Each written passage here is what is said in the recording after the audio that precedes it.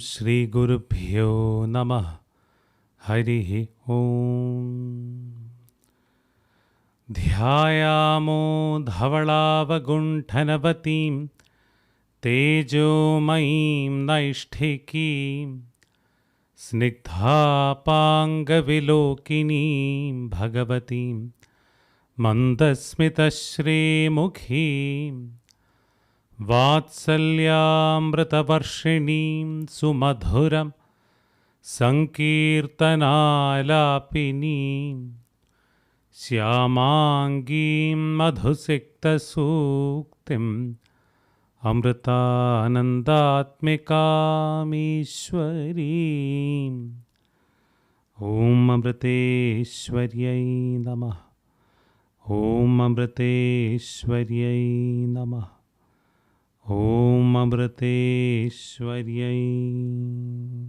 Namah.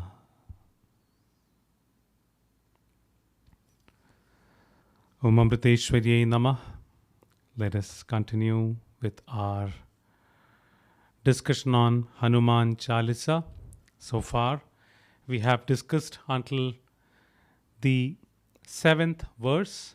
We discussed the 6th and the 7th verse the last week. Today, we'll try to discuss the 8th, 9th, and the 10th. Hopefully, we'll find enough time to discuss all the 3 verses. Before we go into the discussion of the 8th verse, we'll quickly look into the question that was posted on the live chat, I think, a couple of weeks ago. I'm very sorry I couldn't discuss that the last week when we had the discussion. In any case, we could discuss that today. If I'm not wrong, the question was something in the lines of whether one should be chanting Amma's mantra, the mantra one has received from Amma, or otherwise there is the feeling or the urge to chant Rama, Rama, Rama, Rama. And we also discussed how Lord Hanuman chants the Rama mantra. So the question was, is it okay to chant Rama Rama or should we chant Amma's mantra? So I think I would first begin with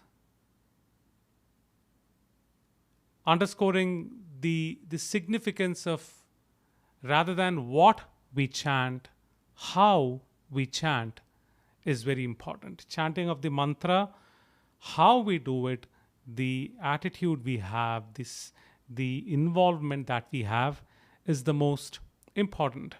And I'm very sure you would remember this particular story, which we have discussed more than once during our various scriptural discussion sessions. Of course, when we discuss the other texts about the simpleton who wanted to learn from the greatest of the physicians, the traditional physician in the town or in the kingdom, and how the physician would cure things with natural remedies, with chanting of specific mantras and cure people. So he wanted to become this renowned physician's disciple, and he goes up to him many number of times to ask him if he could accept him as his disciple. And because the physician knew him to be not very particularly known for sharp intelligence or sharp-mindedness, the physician would always try to get rid of him, avoid him. And it happened that he came again and again, time and again, asking him to accept him as his disciple. And one day he came up to him and said, "Can you please give me a mantra to practice and accept me as your disciple?" And the physician the physician had enough with the person. He said, "Get lost." In Malayalam, it's typically shared in Malayalam, wherein the physician would call him Vidhi Kushmandam, get lost. Vidhi Kushmandam, you foolish pumpkin, get lost. Or you rotten pumpkin, get lost, is what he said. And then on, the disciple or this prospective disciple never came back because he was asked to get lost. Get lost, he did. And then it so happened that many years later, the king of the kingdom fell terminally ill, and the king was so eager to live more. And he had a declaration that every physician in the kingdom has to try to cure the king. If they are successful in curing the king of the disease, of the terminal disease, they will get half of the kingdom. Else, they will be put to death. Quite a strong announcement that was made. And one after the other, every physician tried their best, and everyone failed because he was terminally ill. And finally came the turn of this particular physician. He tried his best. Of course, he couldn't cure him either with either of his chants, his natural remedies. None of those worked. Finally, he was also sentenced to death. And the day came when he was about to be hanged. Almost when he was to be hanged, suddenly soldiers come in. They say, "Stop, don't execute him. The king has summoned him and he needs to be taken to the court." And as he's taken to the court, looks like the king was completely cured and he was in a complete different mood. Rather than giving him a death sentence, the king came down, rushing to him, hugged him, took him to the throne and said, "Half of this throne is yours, half of the kingdom is yours." And he was completely taken aback. "I don't know, how did you get cured?" He said, "It was not you, it was your disciple who cured me." And he was quite surprised who was a disciple of his who was much smarter than him. And he looks around, and the king points out to this very simpleton who he had asked many years ago to get lost. And he was quite amazed. How can this simpleton cure him? And he goes up to him and he says, "Let's go to a corner of the room."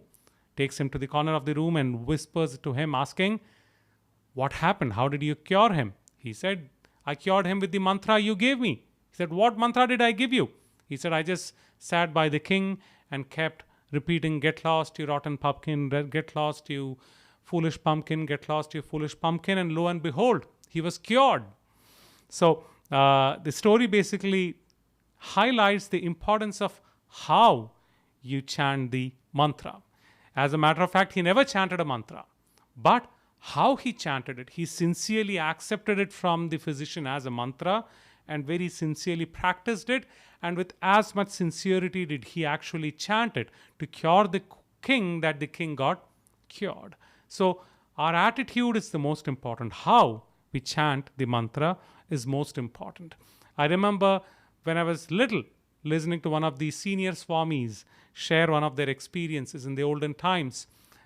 This particular monk was in his room, if I'm not wrong, and then he was chanting the 1,000 names. And that's when there was this buzz going around. "Oh, looks like Amma has come out of her room," and everyone was running towards somewhere, and he was in middle of his archana. He was stuck there. He couldn't go and meet Amma.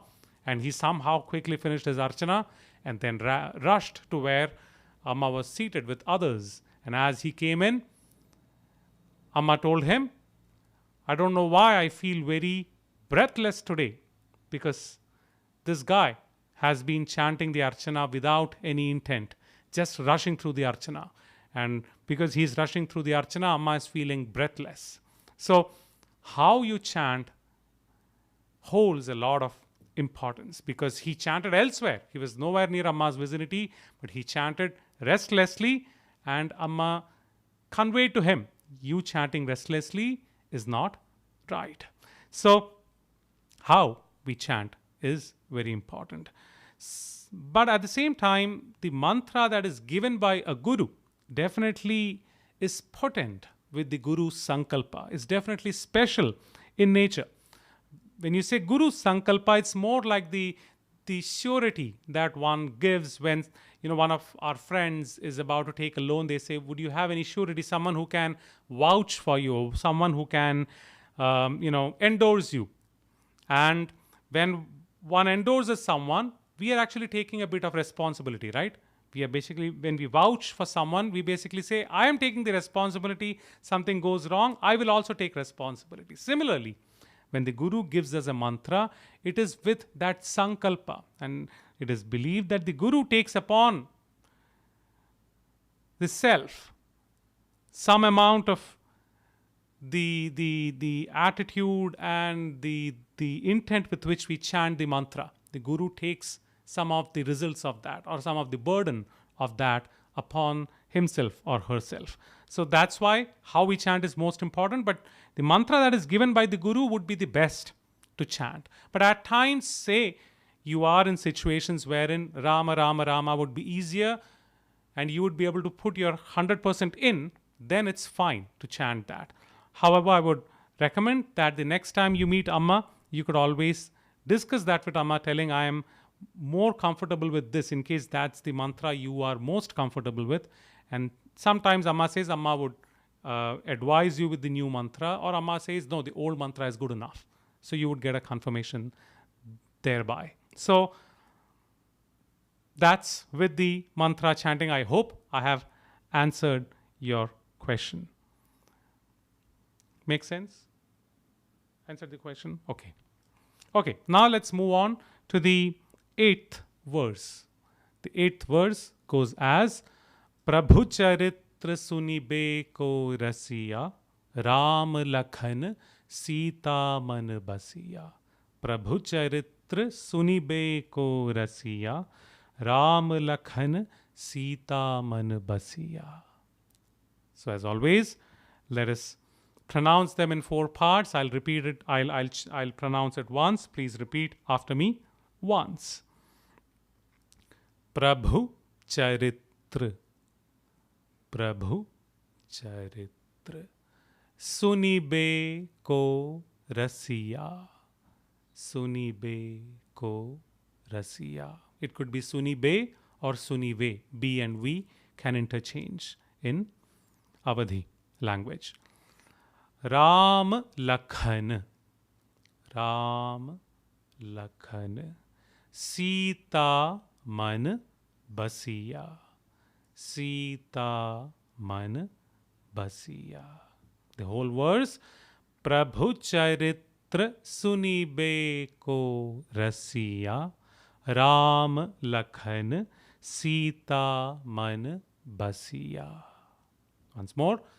Prabhu charitra sunibe ko rasiya Ram lakhan Sita man basiya. So what does the verse say? Again about Hanuman. Describing Hanuman, the verse says, Prabhu charitra. Prabhu, Lord, one who we are devoted to. Charitra, charitra typically translates to history, or otherwise all the stories, all the incidents around or about the Prabhu, about the Lord. In this case, Lord Rama. All the stories about Lord Rama. Sunibe, to hear. Sunibe ko, to hear, to listen to. Rasiya, one who enjoys, one who entertains in listening to the stories of the Lord, of Lord Rama. So one who is always interested in listening to Lord Rama's stories, ever delve in the remembrance of Lord Rama. And then Ram lakhan Sita man basiya. Ram, Lord Rama. Lakhan is Rama's brother. Lakshmana. Sita, Mother Sita. Man, mind. Basiya, reside. So Lord Rama, Lakshmana and Sita, all of them reside in his heart. He's ever devoted to them all the time. Prabhu charitra sunibe ko rasiya Ram lakhan Sita man basiya. Prabhu charitra sunibe ko rasiya. One who is always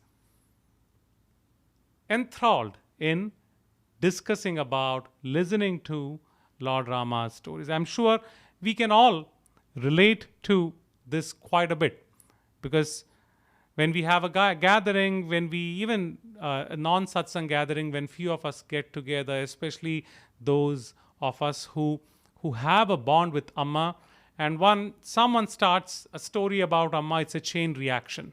Then on, it just goes on and on and on. Sometimes we don't even realize how time passes when we get into Amma stories. I've had so many times situations wherein sometimes you would have a long day program, maybe a whole day program. I would be quite tired by the end of the day. And by the end of the day, Um, I would be deciding, by the time the satsang gets over, I'm not going to spend too much time today talking to people. Just go and crash on the bed, just rest. But then, you end up sitting with someone, and then one Amma story starts, another Amma story starts, then you end up telling a story, someone else telling Amma story, and just goes on and on and on. I'm sure all of us can relate to that. Once we get into that, we are just in it. We just get carried away by the beauty of all these stories, the experiences, the inspiration all these stories bring onto us. And even I get feedback sometimes about the scriptural discussion telling, can you share more Amma stories? I've heard that quite many times. So it is natural that once when we are exposed to these experiences or these stories, it inspires us for sure. There's a story from Ramayana. Again, it's not specifically from the Valmiki Ramayana. It's more like a folklore or based on commentaries on Ramayana. It seems now the bridge from the southern part of India to Sri Lanka is laid out by the monkey army. And now, before going into Lanka, on the bridge, Lord Rama calls each monkey, each Vanara up to him, and meets with each one of them one by one. Before they cross the bridge and start the war, Lord Rama met with each one of them, and all the monkeys were so enthusiastic, they were quite ecstatic to even learn and to actually meet with Lord Rama, because their king, while he was not a very dharmic king, and they never had they never had a chance to even meet him, because he was king up there. They were all little monkeys, part of the subject, and they were so enthralled that our Lord is calling each one of us, and they all lined up. They all were so excited. So Rama met one by one, would hug them, would pat them, would caress them, would speak with them, and they were just completely in cloud 999. And it seems the whole monkey army, one by one, met with Rama. Hanuman was nowhere in sight, and Lord Rama was wondering, where is Hanuman? How come he never came to meet with me? And almost the line is over.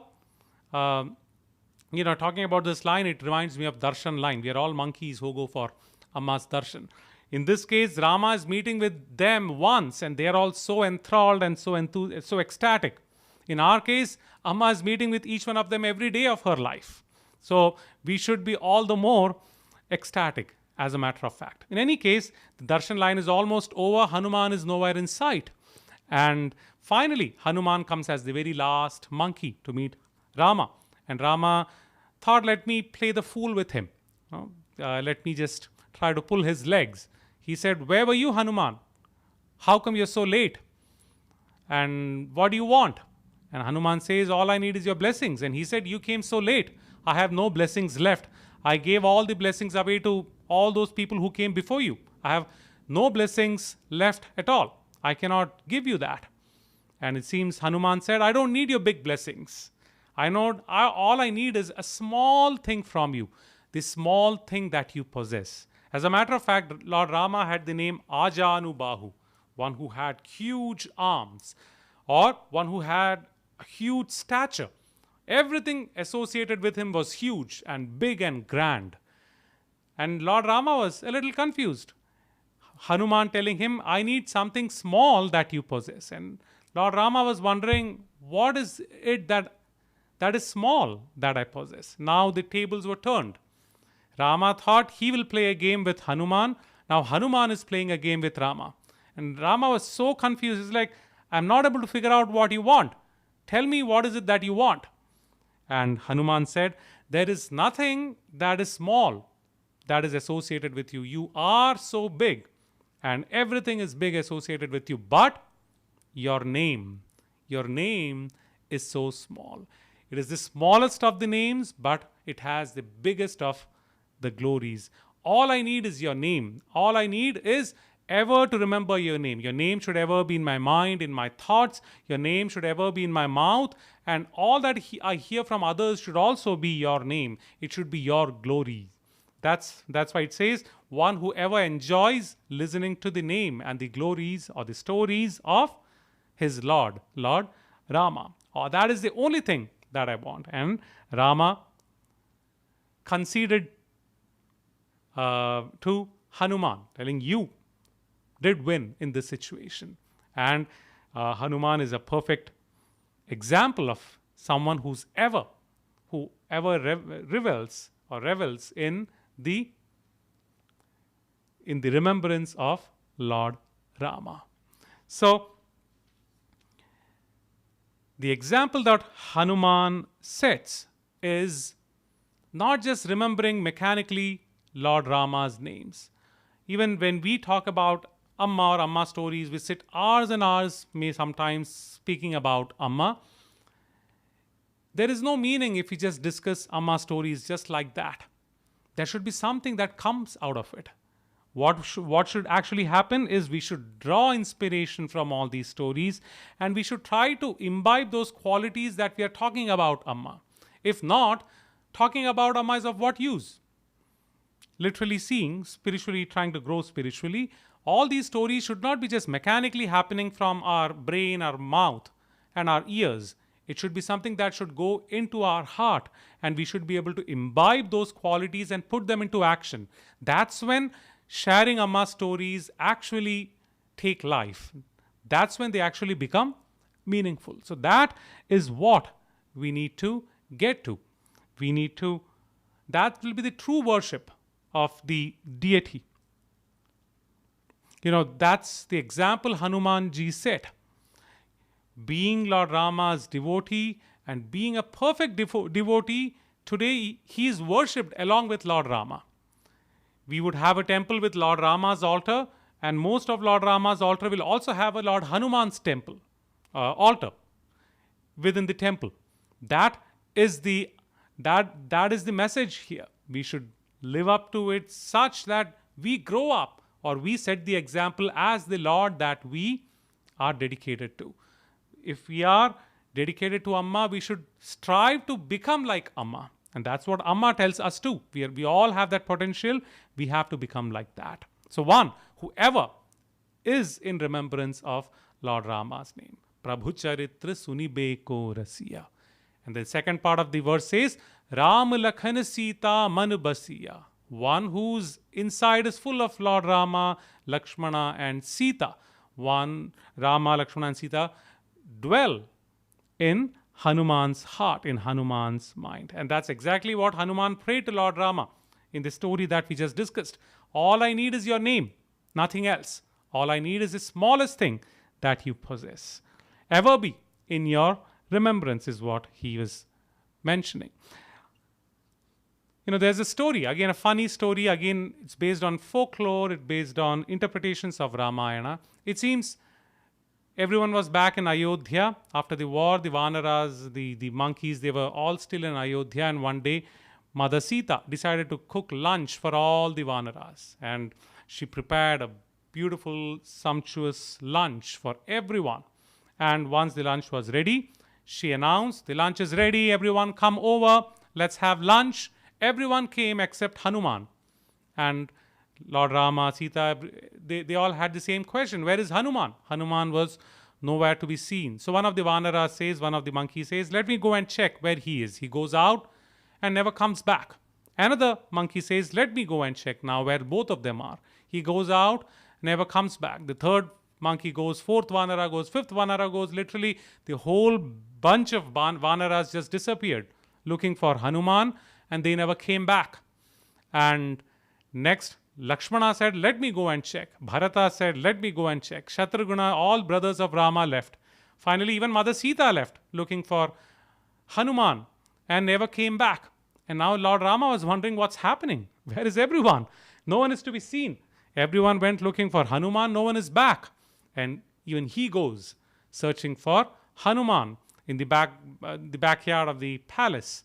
And He is amazed to see everyone who went looking for Hanuman is all huddled in one place. They're all swaying as if they're all dancing. And he just couldn't understand what's happening. And when he goes closer, he sees everyone is huddled around Hanuman and everyone is swaying as if they are dancing to a song. And interestingly, Hanuman was not even seated. He was sleeping and he was snoring aloud. And his snore was such that even his snore sounded like Ram, Ram, Ram. So he was so full of Rama that even his snore sounded like Rama. And his snore was such in a rhythmic way, sounding like Rama, that the trees around, the leaves around, they were all swaying in the force of his snore. And listening to that, watching that, everyone was transfixed, and they also got mesmerized by it. They also got into the sway. Anyone who came there just got captured. Everyone was swaying there in his snore, in Lord Hanuman's snore, nothing else, snore. His snore became a mesmerizing factor for everyone. So Rama, Sita, or Lord Rama especially, was so in Hanuman that even his snore would sound like Ram, would sound like Ram, Ram, Ram, and would sound mesmerizing, as if someone is singing a beautiful song. So the story basically highlights how Hanuman is so full of Rama. Rama dwells in every bit of Hanuman, including his snore. Another story, again, this is from Ramayana, very popular one with Lord Hanuman, about his devotion, about his dedication to Lord Rama. It seems after the war, Lord Rama, Sita, all the monkey army, Jambavan, they all come back to Ayodhya. And then there's the coronation ceremony. Lord Rama is crowned the king. Mother Sita is crowned the queen. And then there is this Thanksgiving ceremony. All the soldiers, all the commanders, they were all recognized for all their contribution that they made during the war. And one by one, everyone was called. They were, honored that day. And finally, Hanuman's turn came. And when Hanuman's turn came, Lord Rama went on and on and on and on and on, praising Hanuman. And the subjects of the people of Ayodhya, the subjects of Ayodhya, the court members, the ministers, back then there was no CNN and BBC, so there was no live update about the war in Lanka. So none of them actually knew about Hanuman. And they were wondering, who's this monkey who Lord Rama is praising on and on and on. It seems Lord Rama just forgot of the situation. He kept praising Hanuman one after the other, one incident after the other. They were all taken aback that who's this monkey that is getting so much of praise? And they were all the more amazed that after all these praises that Lord Rama showered upon him, Mother Sita removed one of her most precious necklace from her neck and handed it to Hanuman. They were all like, this is one of the greatest honor one could get. Mother Sita's most precious necklace, she removed from her own neck and gave it off to this monkey. And what did the monkey do? What did Hanuman do? Exactly like how a monkey would behave from a layman's perspective. They see this monkey accept the necklace, takes it, goes and sits in a corner of the room and starts looking at the garland one by one, starts inspecting, looking at every part of it, from every angle of it, looked very disrespectful. How can one do that? And Hanuman did not stop there. Now he started taking out one bead after the other out of the garland. And that seemed so uncivilized, disrespectful, and he didn't stop even there. He started biting into each bead and break it open. These are all precious stones. It was one of the most precious necklace of Mother Sita. And he's breaking them open, and then he bites into it and just spits them out and throws them away, each bead one by one. Most precious bead that was given to him as an honor. And I think then the court members and the ministers, they had enough. They started ridiculing Hanuman for his untowardly behavior. And one person asks, what on earth are you doing? And he says, I kept hearing from all of you when I got the necklace that this is very precious.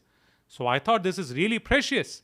If this has to be precious, there has to be Rama in it. Else, how is it precious? So I started searching for Rama in it. And I didn't find Rama anywhere. Then I thought probably it is inside each of the beads. Maybe Rama is inside each of the beads. So I broke it open to take a peek inside to see if Rama is inside. I didn't find them there either. I don't know, why are you calling it precious? I don't find this mala precious. That's when half of the people realized how great his vision was. For him, the value of the necklace is nothing. For him, only Rama is precious. Nothing else is precious. But then half of them still were ridiculing him, asking, if you think Rama is everywhere, is Rama within you? He says, yes, Rama is within me. Is he within you? Then we want to see the Rama in you. And that's when, to everyone's astonishment, Hanuman says, Rama is in my heart, I can show you. And he just tears open his chest. And to everyone's amazement, they see radiating Rama and Sita inside Hanuman's heart. That's why Hanuman is usually depicted with his chest torn open and Rama and Sita's image inside his chest. So that is the level Hanuman, ever remained. So full of Lord Rama and Mother Sita. So Ram Lakhan Sita Manubasya. Ram and Lakshman and Sita dwell in his heart, and that's what he literally showed, tearing open his chest. There could also be a different interpretation for this line. Ram Lakhan Sita Manubasya could also be interpreted as Ram Lakhan Sita Man. Man is not of Hanuman, Man is that of Rama, Lakshmana and Sita, Basya. So it could be interpreted as Rama, Lakshmana and Sita's mind, Hanuman dwells. So one who dwells in Rama, Sita and Lakshmana's mind or heart, that could be another beautiful interpretation. So devotion is not just about keeping the Lord in me, rather it could also be such, or Hanuman proved that devotion is much beyond that. It is such that I inspire or I capture the attention of my Lord, that I dwell in their mind all the time. Talking about this, it reminds me of Amma's New Year's talk just a couple of weeks ago, 3 weeks ago, on the New Year's Eve. Amma's talk from Amritapuri, in case you happen to hear. Amma was mentioning about an incident about one of Amma's children, one of Amma's devotees from the US. Amma was talking about somewhere, I don't exactly remember the location that Amma was talking about, when around Amma there was a child who threw up and the place became a mess. And Amma happened to mention that one of Amma's children from the US, this guy, he didn't need any time to think. He immediately removed his shirt and started cleaning that place.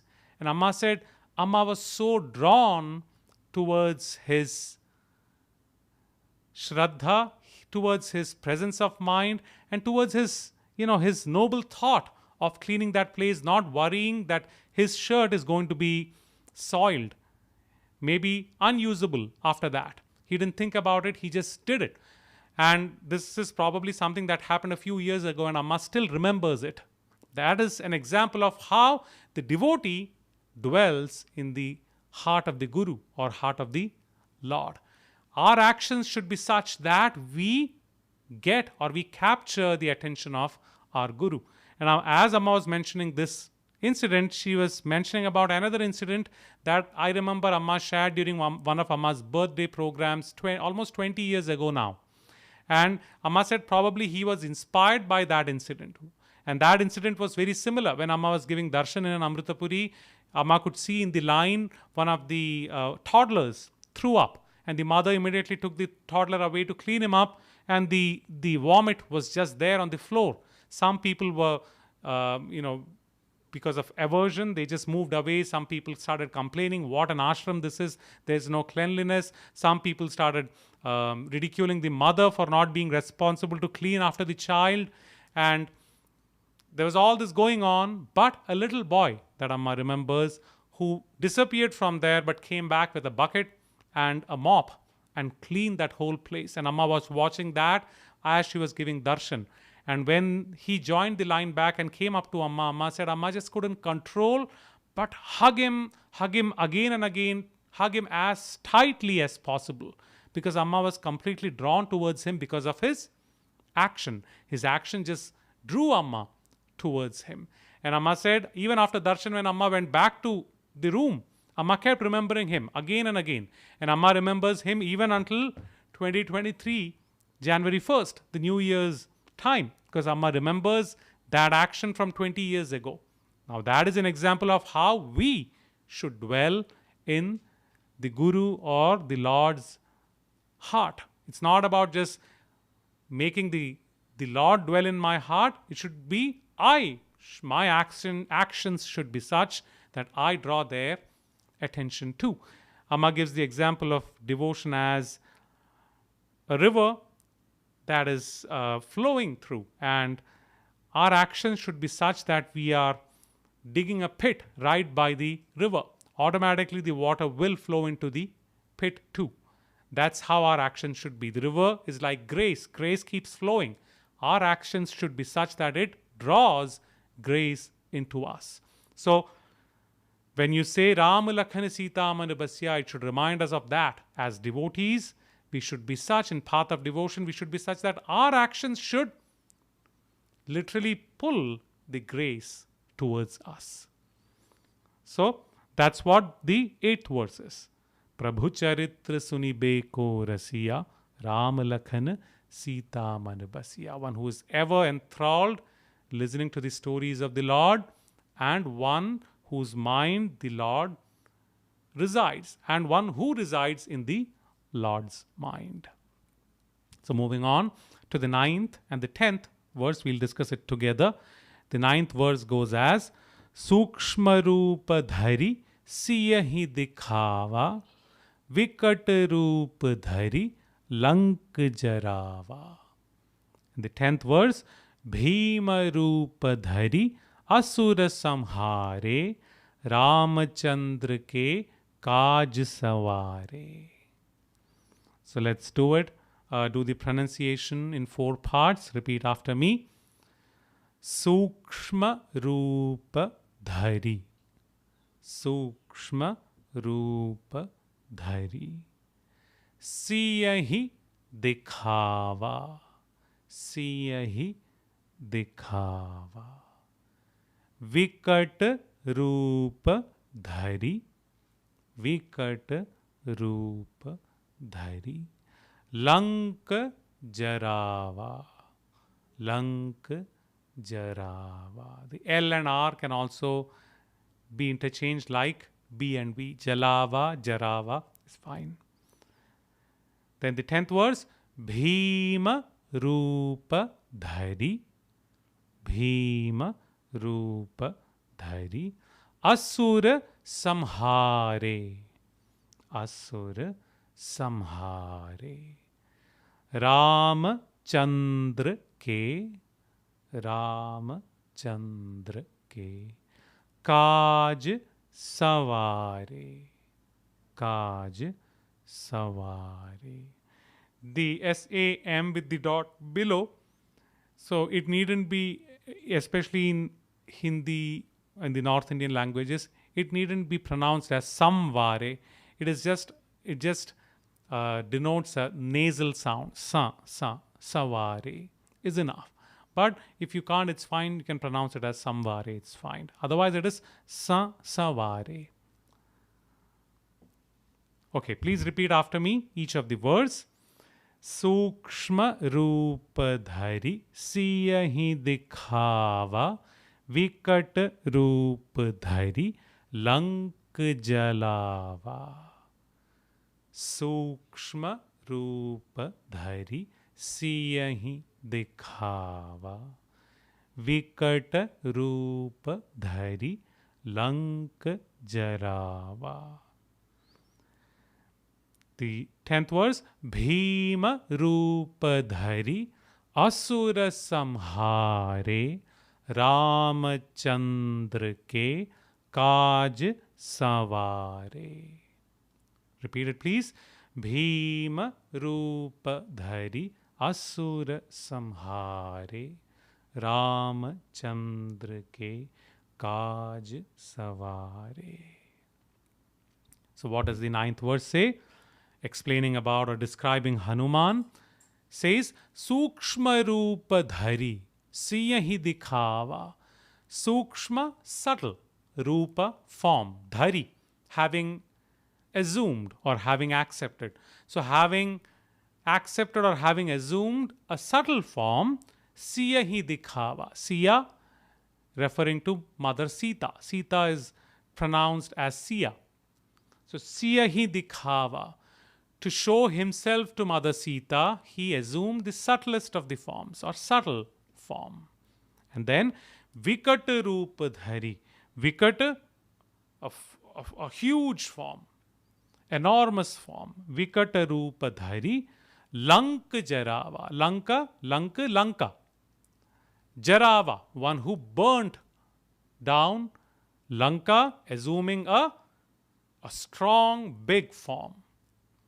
So, one who assumes subtle form, one who assumes strong form. And then the 10th one, Bhima Rupa Dhari Asura Samhare. Bhima, a ferocious form, big and ferocious. So, assuming a ferocious form, Asura, demons, Samhare, one who annihilates demons. Ramachandra ke Kaj Savare. One, Ramachandra, referring to Lord Rama. Lord Rama, K, of Lord Rama, Kaj. We just discussed the term Kaj. Kam Kaj, Ram Kaj, the last week, right? Kaj, work. Savare, one who is devoted to, one who performs the deeds of or the work of Lord Rama. So, one who assumes the subtlest of the forms, one who assumes biggest of the forms, one who assumes ferocious forms, and one who performs Lord Rama's work, one who works towards Lord Rama's form, Rama's objectives. So, here we are talking about Hanuman assuming various forms, small, subtle form, big form, ferocious form, etc. So, in the Indian scriptures, there is this reference to Ashta Siddhi. 8, Ashta translates to number 8. Siddhi, supernatural abilities one could have. So there are 8 abilities one could have. We have discussed this during I guess we discussed this about 8 years ago when we were discussing the Lalita Sahasranama Dhyana Shlokam. The end of the Dhyana Shloka of Lalita Sahasranama, the 1000 names of the Divine Mother, ends with Animadi Bhiravrita Mayukhai. Animadi, Anima, etc. So those are the 8. It begins with Anima and 7 other qualities. So what are the 8 qualities? The 8 Siddhis: Anima, Garima, Laghima, Mahima, and Prapti, Prakamya, Ishitva, Vashitva. These are the 8 Siddhis. So what is Anima? Anima is the ability to become subtlest of the subtle or smallest of the small. At the same time, Mahima is to become biggest of the big. Garima is to become as dense as we could, as strong and heavy as we could. At the same time, Laghima is to become as light as we could. So, Anima, Mahima, Garima, Laghima. And then Prapti. Prapti is the ability to attain whatever one so Prapti is to attain whatever one want or to reach anywhere you want, or to attain or get access to something that we want, that ability. And then prakamya is the ability to attain what one desires, or what one has an objective as. Ishitva, have the ability to be the Lord, to rule, Ishitva. And Vashitva is to be able to control people, to subjugate people and things around us. So these are the Ashtasiddhis. And in the later part of Hanuman Chalisa, there's a verse that goes as Ashtasiddhi Navnidhike Data. One who is full of the Ashtasiddhi and the 9 nidhis, and one who bestows that upon the devotees. So Hanuman is known to be in possession of these 8 siddhis. So when we talk about Anima, Garima, Mahima, Laghima, Prapti, Prakamya, Ishitva, and Vashitva, if you look at it from spiritual point of view, or practical point of view, these are the things that are part of Mother Nature. If you look at the field of nanotechnology, what are we trying to do? We are trying to achieve that big things do what big things do today. Even subatomic particles, or particles that are the size as small as a molecule, or atomic level, we can achieve many of these at that nano level, right? That's what nanotechnology is about. So that which is possible by a big thing can also be made possible by a small thing. It's the very design of Mother Nature. But when we look at it spiritually, Anima, Laghima. Anima, to become subtlest of the subtle, smallest of the small. Laghima is to become as light. They talk about, when we are talking about devotion, when we are talking about bhakti, when we are talking about spiritual growth, what do Anima and Laghima mean? Anima and Laghima is to become small, is to become light with respect to our ego. Make our ego as light as possible. Make our ego as small as possible. We find it quite difficult to do, but that is one of an important things in our spiritual growth. Mahima and Garima. Mahima is to become biggest of the biggest. Garima is to become dense and strong. So when we say we make our ego small, make our ego light, that doesn't mean we give in and give up in situations wherein we need to face and fight. Situations, challenges, when it demands us to face and fight, we should exercise our authority, and we should do our dharma with full of that attitude wherein we face with the fighting spirit.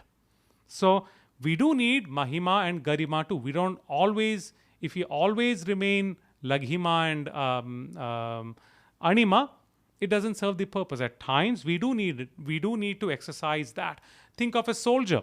When the soldier is in a war front, he needs to think that I am strong, I can face that person, or I need to fight, is the thought one needs to have at that moment. So certain situations we do need Mahima and Garima. So we should be able to let go of the ego completely, and we should be able to exercise the ego when required, as under the dharma framework. Dharmically use our ego. If I am the CEO of a company, I don't have to boast about it all the time and act as a CEO all the time. But during a meeting, I should act as a CEO. That is my dharma there. I cannot act as if I don't know anything. You guys take care of it. I don't have any say. I don't have any comments. That will be wrong from the part of a CEO. So we should practice authority whenever required as part of dharma. So we need both Mahima, Garima, and Laghima, Anima. And when we say Prapti, to have access everywhere, we have reached the Mars, we have reached the moon, we have had spaceships that have reached the outer parts of solar system. But we find to reach people's heart, which is most important. We were discussing about Hanuman being the kingmaker. I think we discussed that in the very first verse, if I'm not wrong. Uh, Hanuman being the kingmaker. And when we were discussing that, we discussed about how Hanuman rules everyone's heart. Rather than the kingdom, Kishkinda, he rules everyone's heart. That is all the more important. He has access into everyone's heart. That was his greatness. So when we talk about prapti, it is about getting access to everyone's heart. That is the most difficult thing. To dislodge someone's ego and get into their heart is very difficult. So that is something we should strive for. Our actions should be such that we are able to get into people's heart.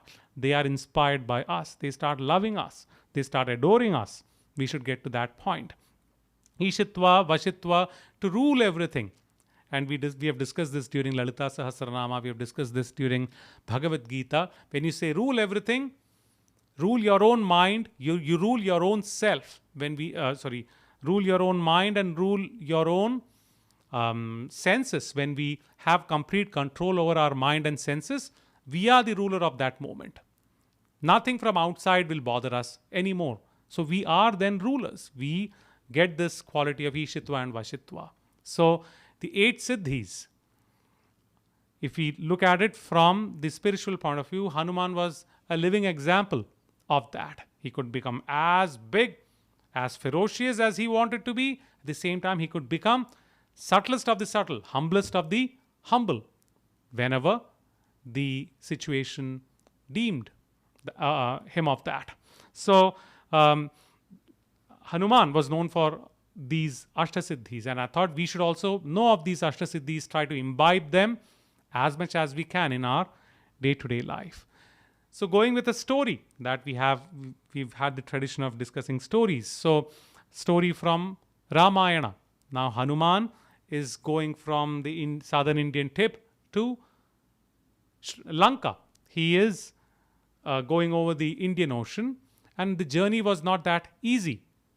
We were discussing about how there was the debate between whether Hanuman should be sent or another abled monkey called Angada should be sent. Finally, it was decided Hanuman should be sent because he doesn't just have the physical strength, he also has the mental strength to go over obstacles that would come, and that would encapture your mind. So one such experience was that when he was flying over the Indian Ocean, suddenly there was like a mountain-like figure that appeared, and it was kind of pulling Hanuman or cajoling Hanuman to take rest on it, because you're taking a huge leap, right? You find some big object that you can rest on, that's good. So the whole idea was a huge figure came up such that Hanuman, assuming Hanuman would rest on it. But Hanuman decided this could be a trap. I will not fall for it. I'll keep proceeding. So he passed the first test. He didn't fall for it. And that's when Surasa, in a form of a demoness, she appeared and she tried to stop Hanuman from passing by. She was huge.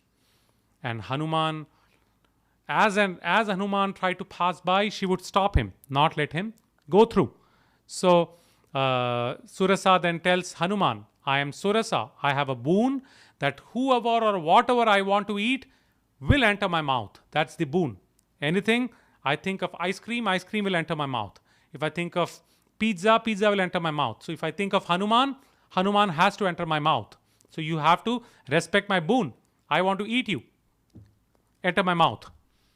If he enters Surasa's mouth, then who will take care of Mother Sita, looking for Mother Sita? So Hanuman is in a fix now. But we discussed the last week, Hanuman is Ati Chatur. He is smart, as strong he is physically, he is strong mentally too.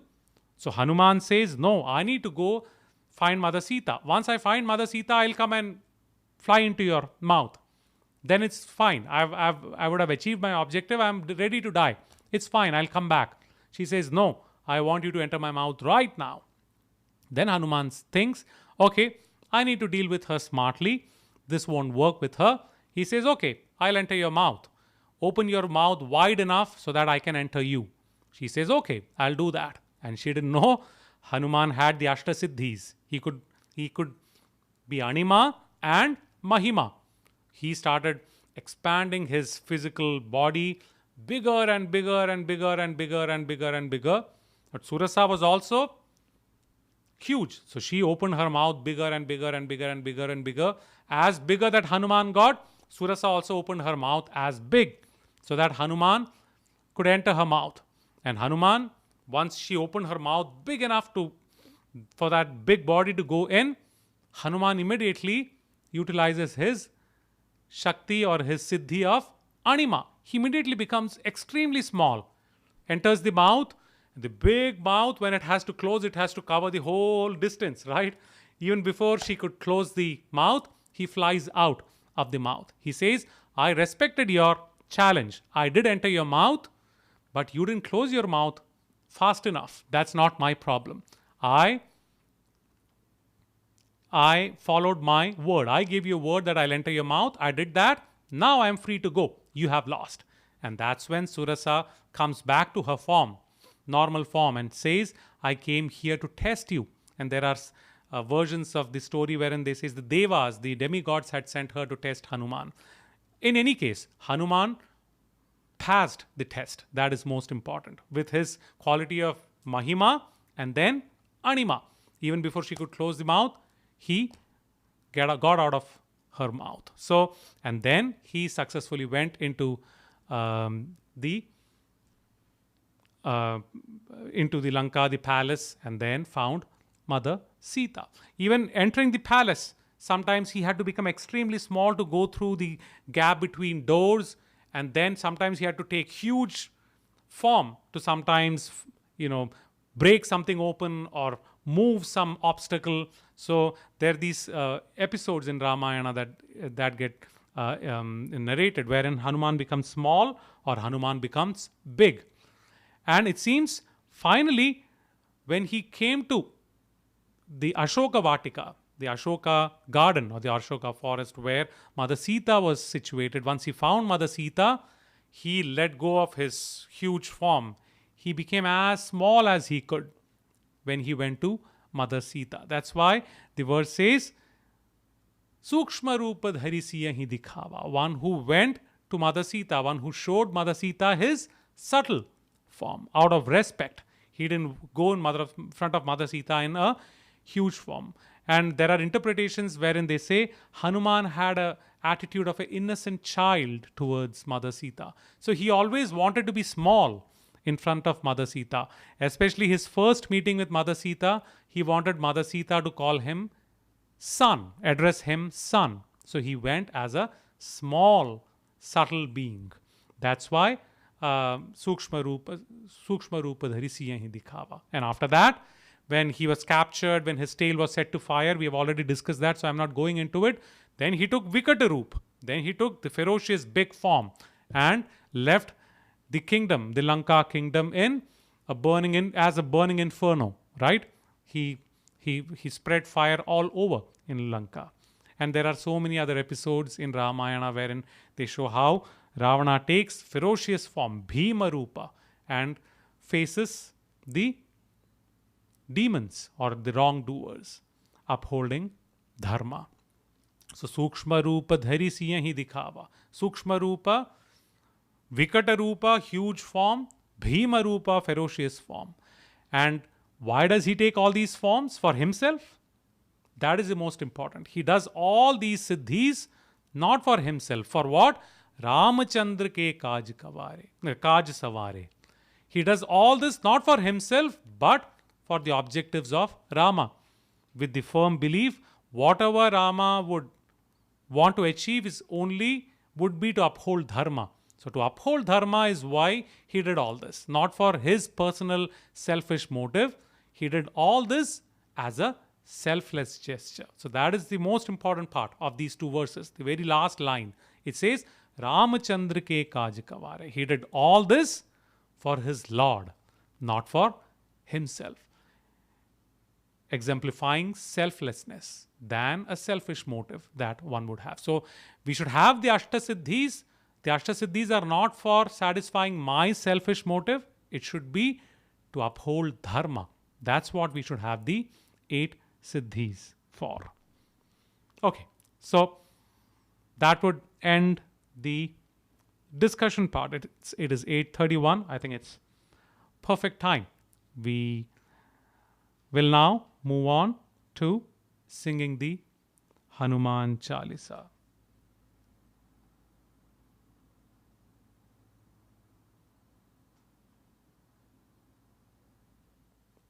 I see there are no questions. So we will move on to chanting, singing Hanuman Chalisa. Om Amriteshwariyai Namah.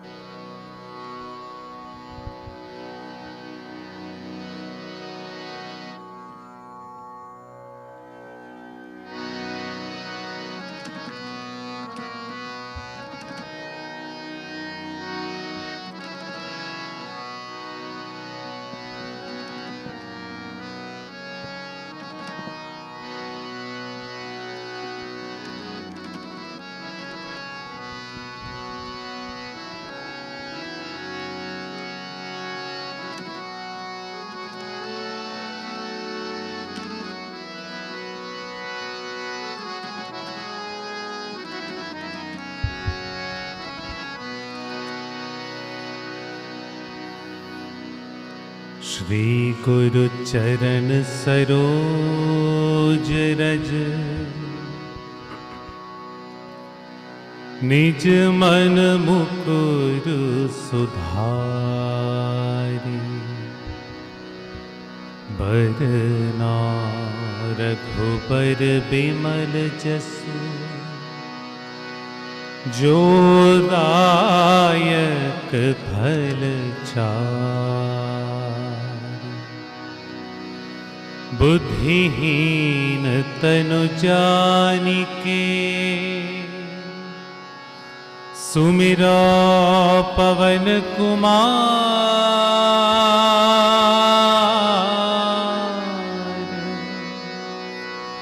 बल बुद्धि विद्या देहु मोहि हरहु कलेस विकार।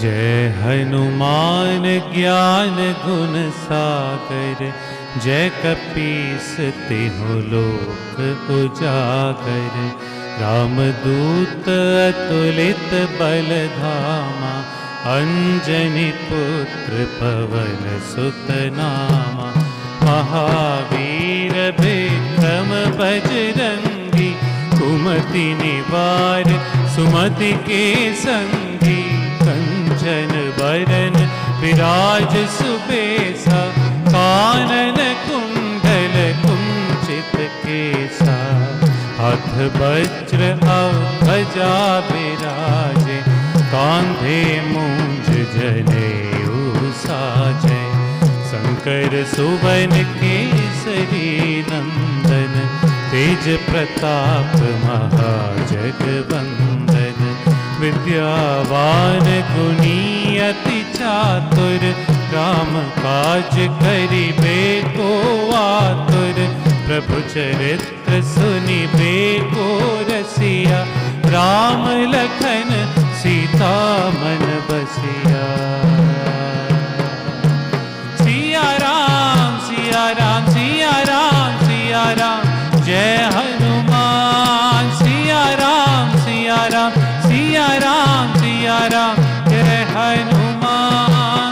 सूक्ष्म रूप धरि सियहि दिखावा विकट रूप धरि लंक जरावा भीम रूप धरि असुर संहारे, रामचंद्र के काज सवारे। लाय संजीवन लखन जियाए, श्री रघुबीर हर्षि उर लाए। रघुपति कीन्ही बहुत बढ़ाई, तुम मम प्रिय भरत सम भाई। सहस बदन तुम्हरो जस गावै, हस कहि श्रीपति कंठ लगावै। सनकादिक ब्रह्मादि मुनीसा, नारद सारद सहित अहिंसा। जम कुबेर दिगपाल जहाते, कवि कोविद कई सकै कहाते। तुम उपकार सुग्रीवहि कीन्हा, राम मिलाय राजपद दीन्हा। सिया राम सिया राम सिया राम सिया राम, जय हनुमान। सिया राम सिया राम सिया राम सिया राम, जय हनुमान। तुम्हारो मंत्र विभीषण माना, लंकेश्वर भय सब जग जाना। जुग सहस्र जोजन पर भानु, लील्योताहि मधुर फल जानु। प्रभु मुद्रिका मेलि मुख माहि, जलधि लांघि गए अचर जनाई। दुर्गम काज जगत के जेते, सुगम अनुग्रह तुम्हरे तेते। राम दुआरे तुम रखवारे, होत न आज्ञा बिनु पैसारे। सब सुख लहै तुम्हारी सरना, तुम रक्षक काहू को डरना। आपन तेज सम्हारो आपै, तीनों लोक हांकते कापै। भूत पिशाच निकट नहीं आवै, महावीर जब नाम सुनावै। सिया राम सिया राम सिया राम सिया राम, जय हनुमान। सिया राम सिया राम सिया राम सिया राम, जय हनुमान। नासे रोग हरे सब पीरा, जपत निरंतर हनुमत बीरा। संकट ते हनुमान छुड़ावै, मन क्रम बचन ध्यान जो लावै। सब पर राम तपस्वी राजा, इनके काज सकल तुम साजा। और मनोरथ जो कोई लावै, सोई अमित जीवन फल पावै। चारों जुग परताप तुम्हारा, है परिसिद्ध जगत उजियारा। साधु संत के तुम रखवारे, असुर निकंदन राम दुलारे। अष्ट सिद्धि निधि के दाता, असबर दीन जानकी माता। राम रसायन तुम्हारे पासा, सदा रहा रघुपति के दासा। सिया राम सिया राम सिया राम सिया राम, जय हनुमान। सिया राम सिया राम सिया राम सिया राम, जय हनुमान। तुम्हारे मंत्र तुम्हारे भजन राम को पावै। जन्म जन्म के दुख बिसरावै। अंत काल रघुवरपुर जाई, जहाँ जन्म हरि भक्त कहाई। और देवता चित्तन धरई, हनुमत से सर्व सुख करई। संकट कटै मिटै सब पीरा, जो सुमिरे हनुमत बलबीरा। जय जय जय हनुमान गोसाई, कृपा करहु गुरुदेव की नाई। जो 7 बार पाठ कर कोई, छूट ही बंधि महासुख होई। जो यह पढ़े हनुमान चालीसा, होय सिद्धि साकी गौरीसा। तुलसीदास सदा हरि चेरा, कीजे नाथ हृदय महडेरा। कीजे नाथ हृदय महडेरा।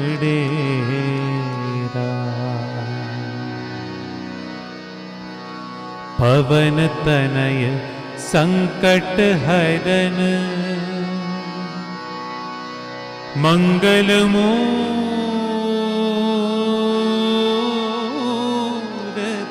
रूप। राम लखन सीता सहित, हृदय बसहु सुरभूप।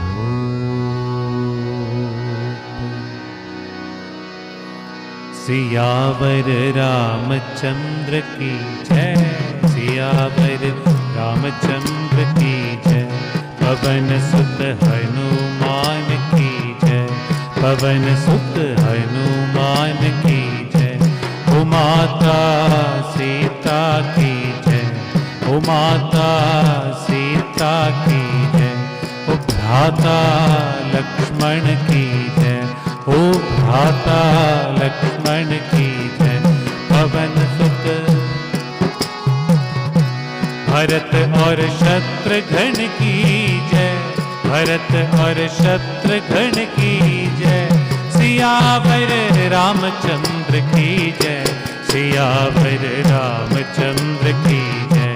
पवन सुत हनुमान की जय, सियावर रामचंद्र की जय। पवन सुत हनुमान की जय, सियावर रामचंद्र की जय। पवन सुत हनुमान की जय, सियावर रामचंद्र की जय। पवन सुत हनुमान की जय, सियावर रामचंद्र की जय। पवन सुत हनुमान की जय, सियावर रामचंद्र की जय। पवन सुत हनुमान की जय, सियावर रामचंद्र की जय। पवन सुत हनुमान की जय, सियावर रामचंद्र की जय। पवन सुत हनुमान की जय, सियावर रामचंद्र की जय। पवन सुत हनुमान की जय।